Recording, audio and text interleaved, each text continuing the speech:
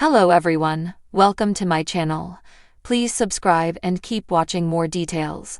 The bold and the beautiful spoilers. Steffy says these 6 ice-cold words to Brooke. The bold and the beautiful B&B. Spoilers reveal that Steffy Forrester, Jacqueline McKinswood, may say these 6 ice-cold words to Brooke Logan, Catherine Kelly-Len, after Ridge Forrester, Thorsten Kaye, makes his final Taylor Hayes, Rebecca Budig, choice. It's no secret that Steffy is rooting for her parents to live happily ever after. Steffy believes Taylor is the best match for Ridge, so she doesn't like Brooke's repeated attempts to get her ex's attention.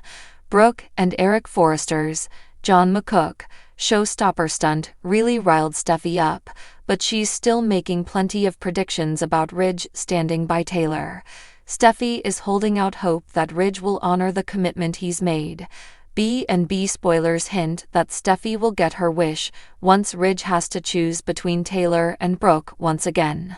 Of course, Ridge's decision has really already been made, so he may simply clarify to Brooke that Taylor is his final choice. We know that Brooke's going to face a crushing defeat and will ultimately realize her relationship with Ridge may be beyond saving. It sounds like Ridge will really drive the point home that he's never getting back together with Brooke. Naturally, that'll be music to Steffy's ears, since she wants Ridge to be free of Brooke forever.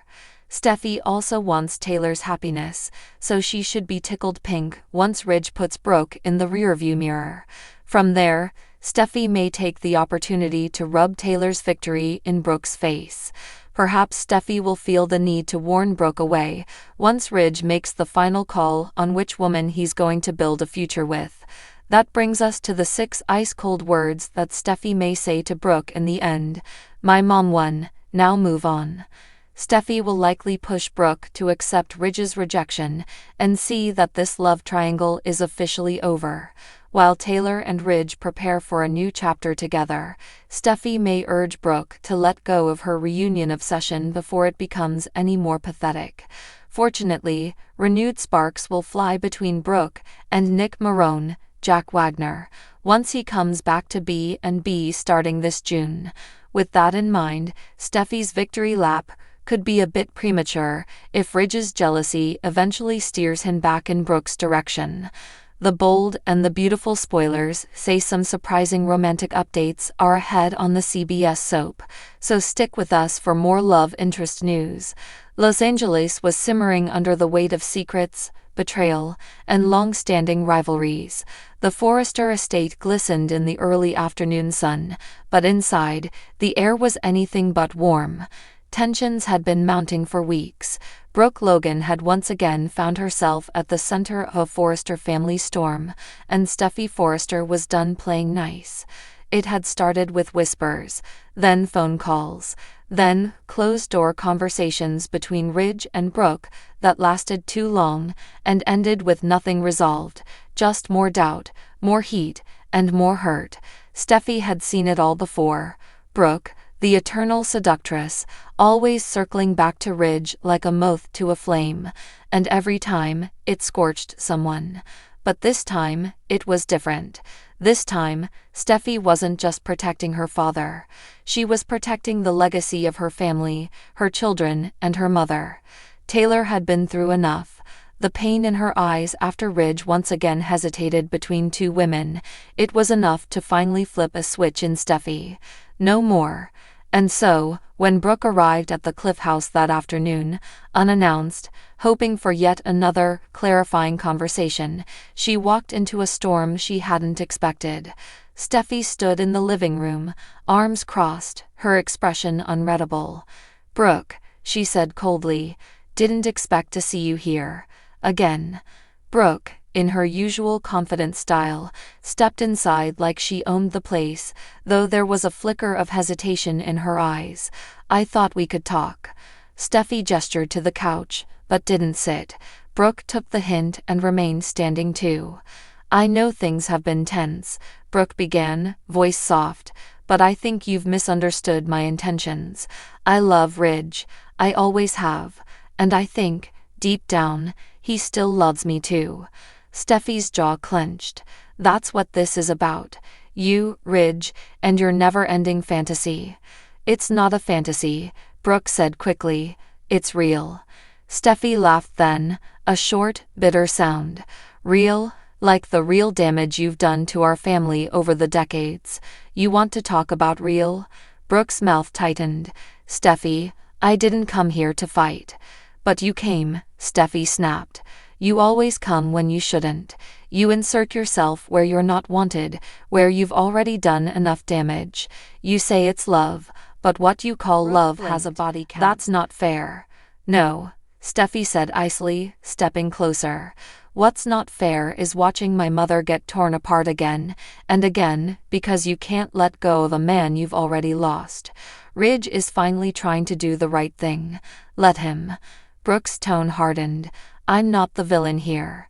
Steffi tilted her head, and then, in the steeliest tone Brooke had ever heard, voice like frost, eyes gleaming like glass, she said it.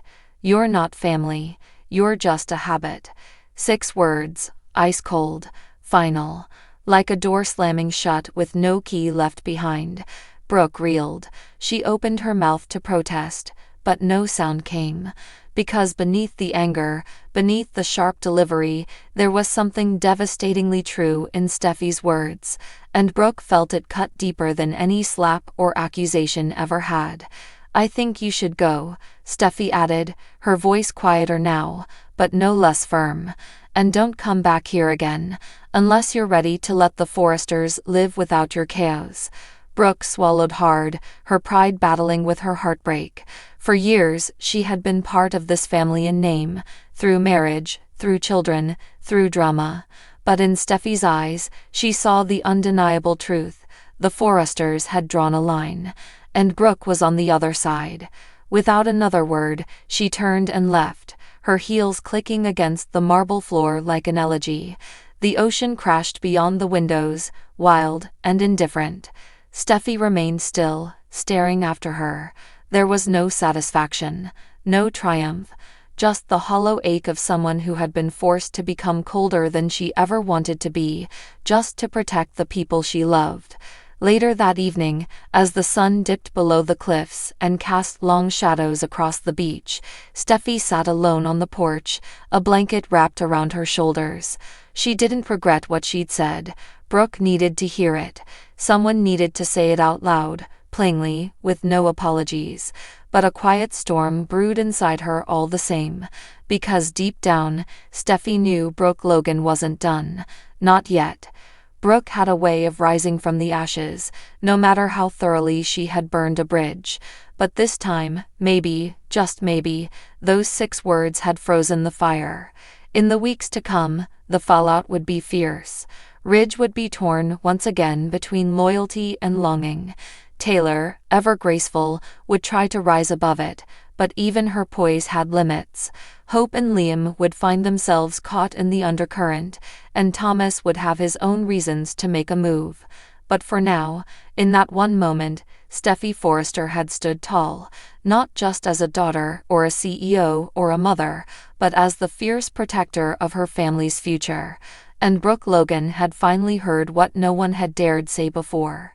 You're not family, you're just a habit.